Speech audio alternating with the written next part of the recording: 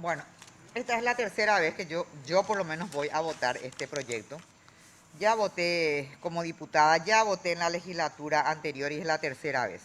Y al final termina, en primer lugar, ¿verdad? Eh, Vamos a ver un poco. No se sabe bien cuántos son. Se cree que son 1.400, algunas veces son 2.000, otras veces son, no se sabe. Y nadie puede decir en la realidad porque no se sabe. Al principio eran solamente los militares, luego eran obviamente los militares y los policías, al principio eran los destacamentos que estaban acá, ¿verdad? Y que están todavía, pero al parecer al final hubo enfrentamiento en todo el país. Por favor, ¿eh? Enfrentamiento hubo acá en el regimiento escolta, ¿verdad? Y en la casa de la señora legal. No sé dónde más hubo enfrentamiento, si en la caballería o dónde, pero en todo el país no hubo enfrentamiento. Entonces acá luego ya hay un problema grave. No es igual ponerle a una persona o a personas y no se sabe tampoco quiénes estaban, porque son los que estaban ese día. O sea, esos días, el 2 y el 3 de febrero, es igual el regimiento escolta, la casa de la señora, vamos a decir, la caballería, no me acuerdo si hubo enfrentamiento, a destacamentos de todo el país. Eso es igual, si no hubo enfrentamiento y todos sabemos de qué va el golpe del 8, del 2 y el 3 de febrero, ¿verdad? O sea, no se hace esa distinción, es todos por igual.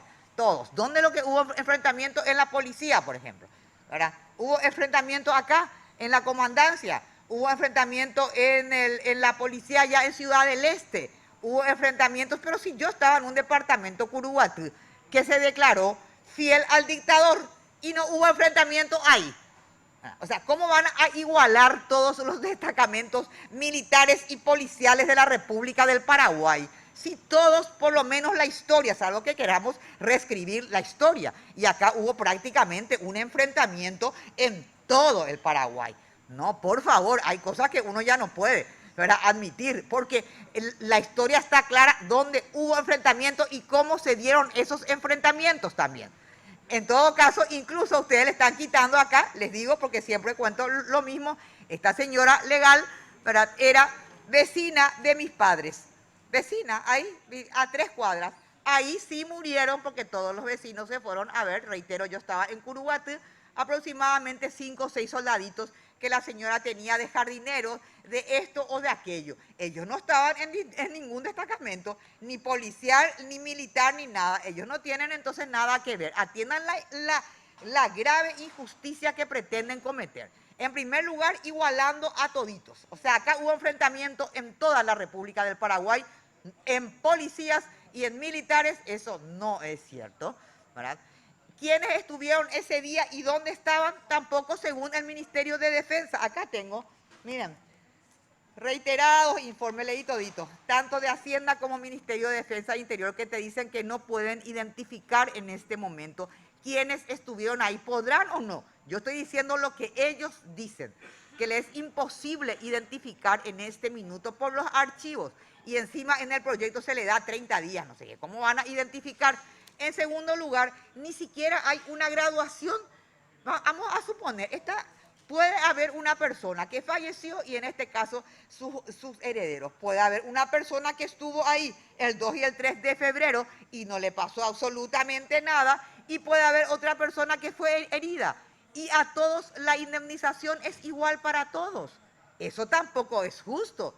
¿Cómo vos le vas a dar a un familiar, vamos a suponer, a un heredero, entre comillas, a un familiar, ¿verdad?, a una indemnización de alrededor de 196 millones de guaraníes, creo que es, ¿verdad?, por una sola vez a esa persona, y a otra persona que no le pasó nada, le vas a dar igual? ¿Pero qué es eso? O sea, tiene que haber pues una gradualidad, un principio de legalidad.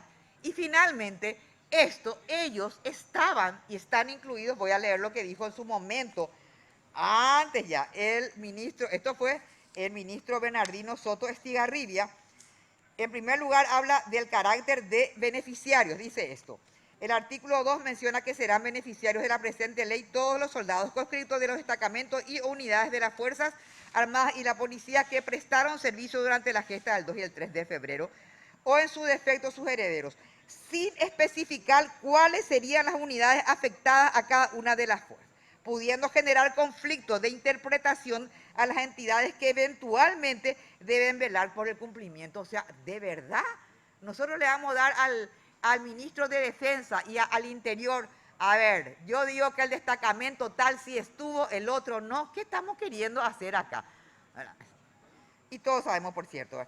Lo mismo ocurre con el artículo 3, carácter de beneficiarios. Tampoco se precisa cuáles serían las diferentes unidades afectadas, tanto de las Fuerzas Armadas, reitera esto, como la policía, afectando el cumplimiento de un requisito básico del derecho administrativo relativo al principio de legalidad, considerando que con interpretaciones difusas, sin claridad o especificidad en cuanto a los beneficiarios, se podría generar la situación de que personas que se consideren con derechos por la ley realicen reclamos ante el órgano jurisdiccional por el solo hecho de no determinarse con precisión quiénes son los sujetos. ¿Quiénes son los sujetos aquí, verdad?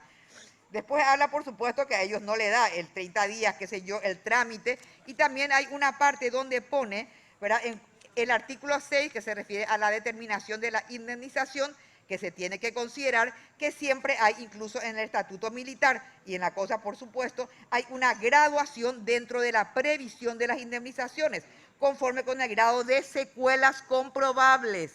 Esto se hizo también con las personas, con los civiles que lucharon contra la dictadura. No es que, bueno, yo luché contra la dictadura, entonces no, de acuerdo al grado. ¿Y dónde está acá el grado de secuelas?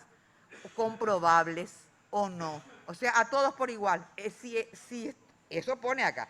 Reitero, el proyecto de ley no establece criterios de graduación dentro de la previsión de las indemnizaciones conforme con el grado de secuelas que hubieran sufrido los potenciales beneficiarios, que sería el elemento necesario y básico para que se configure la existencia de un perjuicio y el consecuente nacimiento de algún derecho indemnizatorio. Y después dice, lo que sabemos, los eventos del 2 y el 3 de febrero no fueron el resultado de un conflicto bélico declarado por el Estado paraguayo, sino un enfrentamiento interno, lo que permite traer a colación la existencia de una norma constitucional que prevé el otorgamiento de honores y privilegios para beneméritos de la patria, a través del artículo 130, que considera de forma taxativa los veteranos de la Guerra del Chaco y los de otros conflictos armados internacional nacional que se libren en defensa de la patria, gozarán de honores y privilegios. Y ahí está el estatuto militar, donde está. Y estas personas, ¿por qué no reclamaron 35 años después? Esto es casi lo mismo que ya discutimos en otros casos. 35 años después, teniendo el estatuto militar que equipara a los conscriptos por estatuto militar, aclaro, ellos podían reclamar. 35 años después, nosotros vamos a volver a abrir esta compuerta sin tener fuente de financiamiento. Ella explicó, el senador, creo el monto era 38 millones de dólares.